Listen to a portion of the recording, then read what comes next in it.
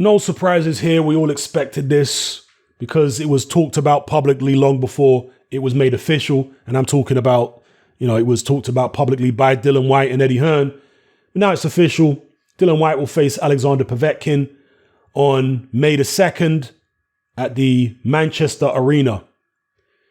Now, as I've said previously, I would have preferred the Andy Ruiz fight. Ruiz turned down the opportunity to fight Dillian Whyte in the UK. There was another offer made to Andy Ruiz to fight in the States. I don't know what happened with that. Dillian Whyte says that Ruiz turned that down as well, but who knows? At the end of the day, this is the fight we've got. Dillian Whyte versus Povetkin. I'm hoping there's going to be a good undercard there because although Povetkin is quality, and he's been quality his whole career, all the way back through his amateur days, he is a bit long in the tooth now. And while he still has the technique, he still has the skill, and he's a more skilled fighter than Andy Ruiz, let's be real. He's definitely a more skilled fighter, a better boxer. But what he isn't is as young, as energetic, probably not quite as tough as Andy Ruiz at this point, although Povetkin's still tough, but I think Ruiz is tougher. Doesn't have Ruiz's hand speed, not as explosive as Ruiz. And I don't think he has Ruiz's stamina either. Even though Ruiz is a big blob of a man, Povetkin seems to gas out in the second half of fights. I know he came on strong a little bit in the second half of the Hunter fight, but that's because he started so slow, so he should have had plenty of gas left in the tank. But if you look at the Hughie Fury fight even, he was slowing down quite noticeably, quite dramatically as that fight wore on. And it's just Hughie Fury didn't take advantage of it. So I think the second half of a fight, it all depends on how the fighters pace it. But the second half of the fight, I'm expecting Povetkin to start finding it quite heavy weather. Now, the one thing which Dillian Whyte really needs to watch out for in this fight, and he's fought many fighters with a similar style to Povetkin. Oscar Rivas, obviously, similar style, similar dimensions. Derek Chisora, of course, and there have been others. So Dillian Whyte is used to fighting a fighter like this type of dimensions, pressure fighters. But the one thing that Povetkin has better than Chisora, better than Rivas, is his left hook. And he's very good at timing on the way in. Whereas Rivas tends to throw quite predictable 1-2s and then move his head and then throw these 1-2s. Povetkin will feint on his way in. He'll dip low, he'll come up with hooks, and he'll vary his attacks when he decides to come up out of his crouch. And Povetkin has learned that from his days with Teddy Atlas. It's very Customato-esque what he does. He's not exactly like a Customato fighter, of course, but he's certainly... See, this is what I say about truly, top quality fighters, is that they don't forget everything they were taught by previous trainers. They put those tools in a toolbox and they carry it forward to the next trainer they work with. They keep all that knowledge in their memory bank. And you can see that with Povetkin. He still does things which Teddy Atlas taught him. And as I say, on the way in, he'll feint with certain point, like he'll feint with the right, then he'll dip to his left and come up with a hook. Or come up with, hook to the head or hook to the body. Sometimes he'll feint with the right, feint with the left, then throw the right hand over the top. So Povetkin is a lot more sophisticated in his attacks than somebody like Andy Ruiz. Okay? And especially early on, Dillian Whyte needs to watch out for that.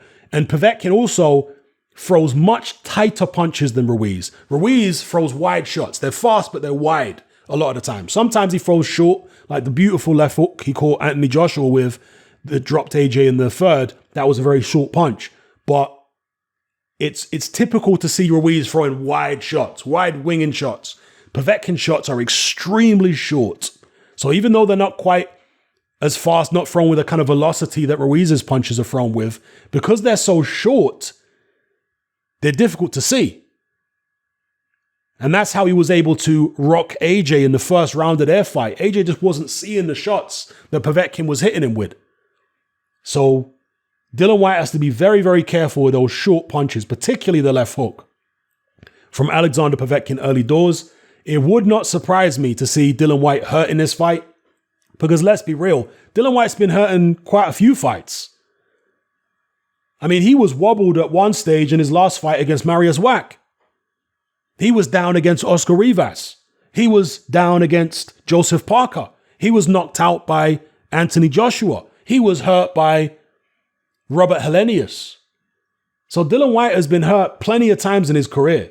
Now, obviously, these are tough fights he's in. He's not just getting wobbled generally by journeymen and stuff like that. Although Robert Helenius and Mariusz Wach, are they journeyman level? Maybe. High-level journeyman at this point. And he was wobbled in those fights. So it would not surprise me to see Dillian Whyte wobbled in this fight and maybe even go down against Povetkin. He's going to need to be very careful. And the reason I am making such a point of this is because Dillian Whyte's best shot is his left hook. Just so happens that Povetkin's best shot is his left hook as well. And Povetkin's left hook is shorter than Dillian Whyte's left hook. So when Dillian Whyte is throwing that hook, he needs to be careful of the range because Dillian Whyte is the guy with the longer arms. So when he's going to throw that hook, make sure that he's far enough away to be able to avoid Povetkin's counter hook or his simultaneous hook. He needs to be very careful of that. Obviously get his right glove up when he's throwing the hook. But a lot of the time when a power puncher is really trying to crank and get loads of leverage on a shot, they're going to drop their hands. I know in the boxing gyms, they always teach you, keep your hands up. If you're going to throw a left hook, make sure your right is up. Yeah, in theory, that's how it's supposed to go. But in practice, you go look at some still images or some slow motion replay of some of the greatest punchers of all time landing their best punches. And you're going to see that their hands are not both up. Obviously, one hand is throwing the shot and the other hand is not as high as you think it might be. Go look at Mike Tyson images of him knocking people out. Look where his right hand is when he's hitting somebody with a left, or look where his left is when he's hitting somebody with a right. Look at George Foreman. Look at Lennox Lewis. They're not quite as textbook as you might imagine when they're really loading up and going for a big punch. So Dillian Whyte needs to be careful not to get caught by Povetkin's left hook. So the bet I would go with, and I'm not to say I'm betting, but the prediction I would go with, should I say, would be Dillian Whyte to win this fight. I want to say on points or late stoppage. I'll probably go more towards points. Because even though Povetkin does fade late in fights, he's dangerous, you know, and he's very good technically. And there are certain things that he'll be able to exploit in Dillian Whyte. I do think Dillian Whyte can stop Povetkin. I think he's got enough power and I think he can turn on the gas and stop him. But Povetkin is still going to be dangerous even when you think he's ready to be taken out. And I wouldn't be surprised, as I say, if we see Dillian Whyte have some scares in this fight. So, yeah, I'm taking Dillian Whyte to win, definitely. But an upset is not out of the question at all. If you're getting wobbled by people like Helenius and by Mariusz Wach, and they're catching you with shots, obviously. Now, I know their style is different than Povetkin, and Dillian Whyte really and truly is more well prepared for this type of style. A short guy who comes at him. He's had a lot of preparation over the years for that kind of style. But nonetheless, Povetkin's definitely got the power to hurt him and knock him out. And I have to imagine he's probably got the skill to be able to land them shots.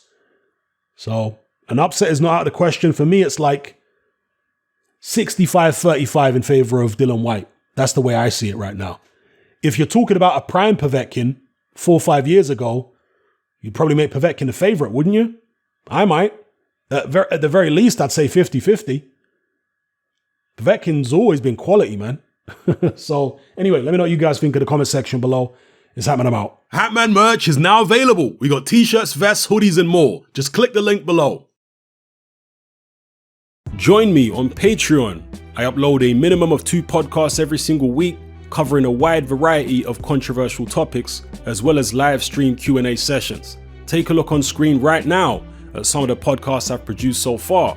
For just $3 a month, the equivalent of about £2 a month, you get access to all my new podcasts and my entire back catalogue of past podcasts, including my popular Confessions of a Nightclub Bouncer series. You can listen on your computer or on your smartphone or tablet by downloading the Patreon app from the Google Play Store or the App Store for free. The Patreon app also allows you to download each podcast in MP3. For less than the price of a cup of coffee, you get access to dozens of hours of exclusive content. It's easy to sign up, there's no contract, and you can cancel at any time. So come and join our community of free and critical thinkers by signing up with me here on Patreon today.